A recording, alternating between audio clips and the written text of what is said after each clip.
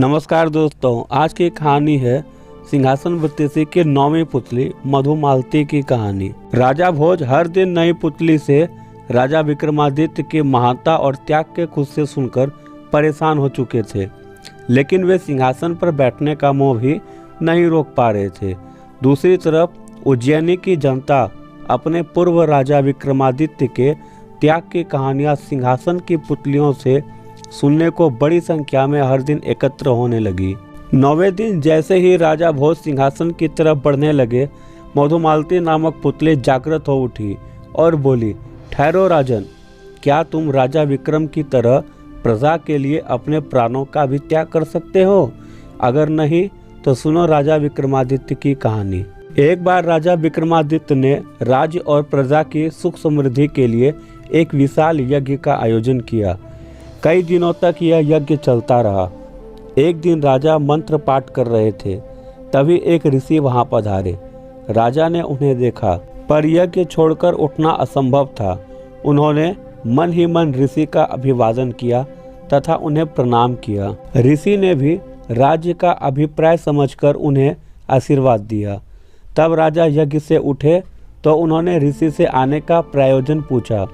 राजा को मालूम था कि नगर से बाहर कुछ ही दूर पर वन में ऋषि एक गुरुकुल चलाते हैं, जहां बच्चे विद्या प्राप्त करने जाते हैं। ऋषि ने जवाब दिया कि यज्ञ के पुनीत अवसर पर वे राजा को कोई असुविधा नहीं देते, अगर 8 से 12 साल तक के 6 बच्चे का जीवन का प्रश्न नहीं होता। राजा ने उनसे सब कुछ विस्तार से बताने को कहा। इस पर ऋषि ने बताया कि कुछ बच्चे आश्रम के लिए सूखी लकड़ियां बीनने में इधर उधर घूम रहे थे। तभी 2 राक्षस आए और उन्हें पकड़कर ऊंची पहाड़ी पर ले गए।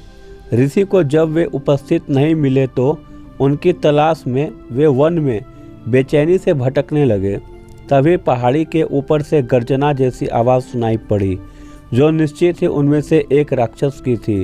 राक्षस ने कहा कि उन बच्चों की जान के बदले उन्हें एक पुरुष की आवश्यकता है, जिसकी वे माँ काली के सामने बलि देंगे। जब ऋषि ने बलि के हेतु अपने आप को उनके हवाले करना चाहा तो उन्होंने असहमति जताई। उन्होंने कहा कि ऋषि बूढ़े हैं और काली माँ ऐसे कमजोर बूढ़े की बलि से प्रसन्न नहीं होगी।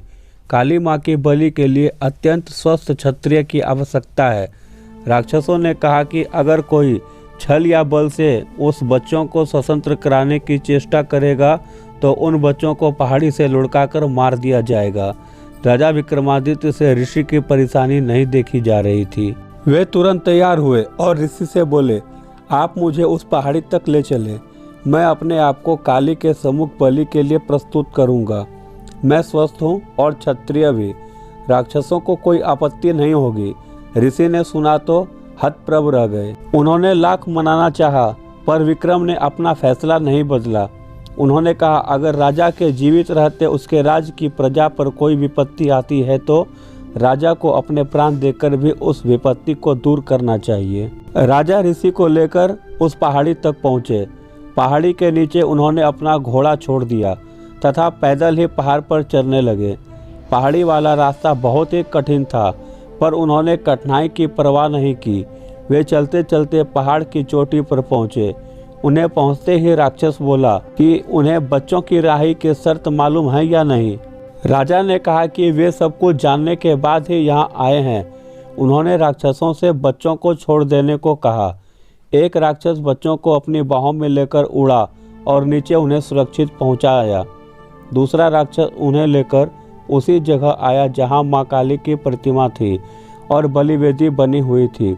विक्रमादित्य ने बलिवेदी पर अपना सर बलि हेतु झुका दिया। वे जरा भी विचलित नहीं हुए। उन्होंने मन ही मन अंतिम समय समझकर भगवान का स्मरण किया।